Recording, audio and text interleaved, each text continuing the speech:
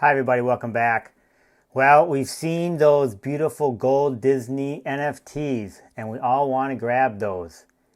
But as we know, they've been climbing in price like mad. In fact, the entire market's been climbing. What do we do?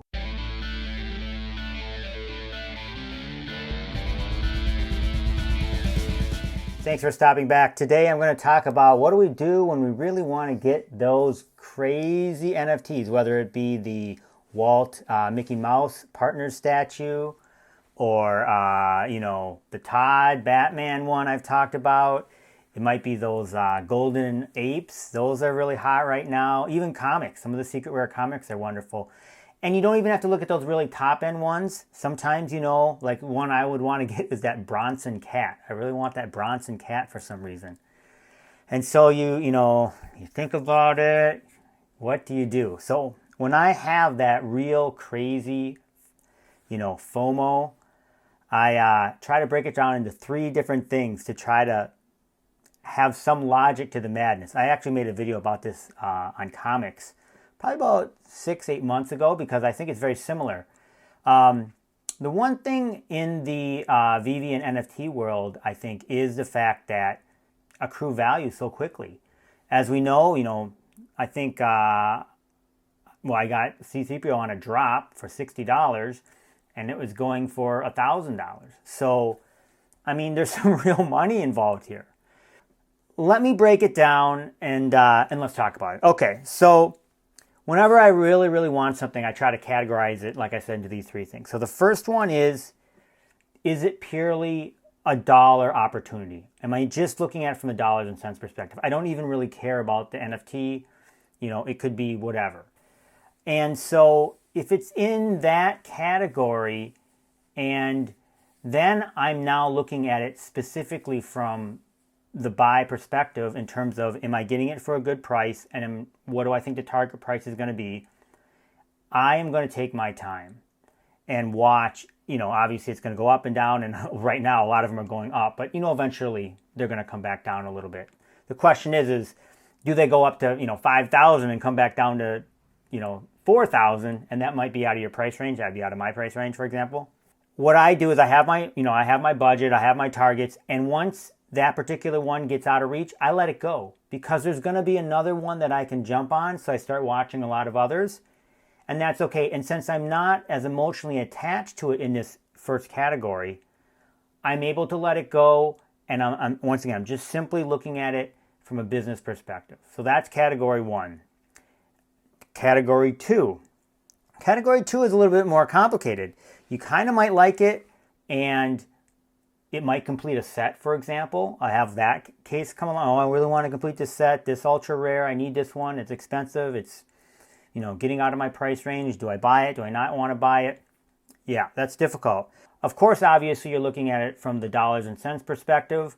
In this category, I do still take my time. And if it gets out of reach, once again, I let it go here. And, on this channel, I try to talk about different price points, and you'll want to create those. I call them brackets, but whatever you want it, whatever you want to call it, you've got to figure out by looking at the price action on that NFT. Is it oscillating between 200 and 300? And if it breaks out past 300, then maybe you let it go. Obviously, if it's oscillating between 200 and 300, then you want to try and pick it up when it comes back to 300. And the oscillation, there has to be a catalyst most likely for it to come back down, especially right now as we're gaining, thousands and thousands of new users. And so a catalyst would be another huge, big drop. Generally, they happen on weekends. If they announce, like they announced Disney, of course, and we had this huge gem crunch. But they're going to do that again. Something big is going to come out. Jurassic Park, Transformers, I don't know. Some other big set is going to come out, and there's going to be a sell-off. It's happened again and again and again. And that's when you're looking at that one, you set aside the gems, and then you jump on it. And then there's category three, so when I'm looking at the NFT, for me, it's Star Wars. It could be Transformers, and it would be obviously some Marvel characters. I'm a big comic fan and Marvel fan. So this is the, R2D2. I love R2D2. I have R2D2 tattooed on my face. So this is a rough one. So the best thing that you can do in this scenario is, I think, to meditate. No, is to plan.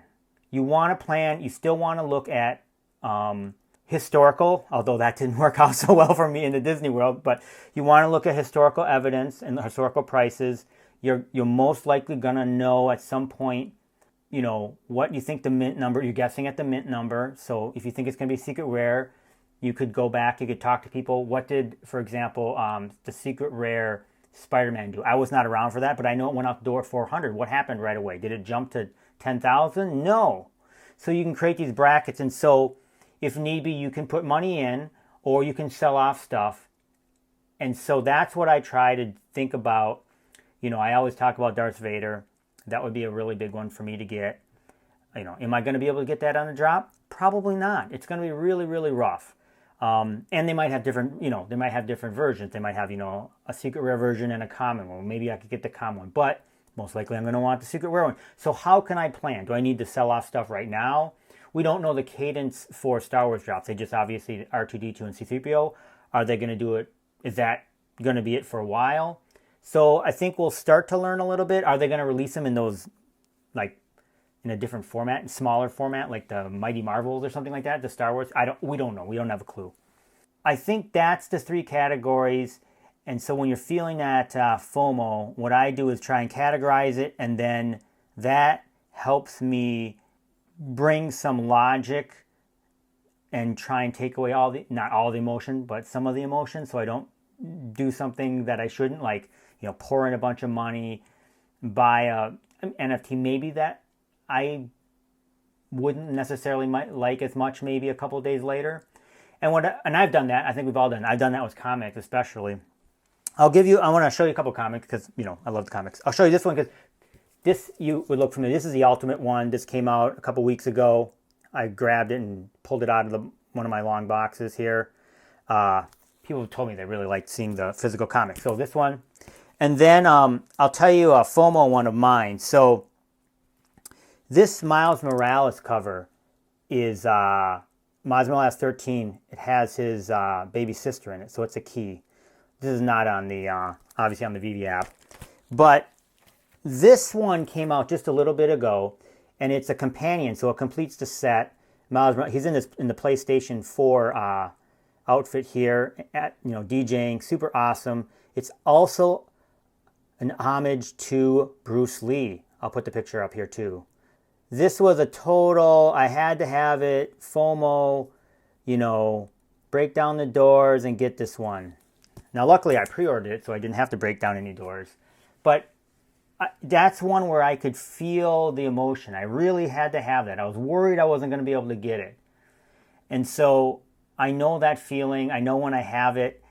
And so then you got to try to combat that and, bring some sanity to the insanity. Anyways, that's what I got for you today. I really appreciate it. Take care. I'll talk to y'all soon.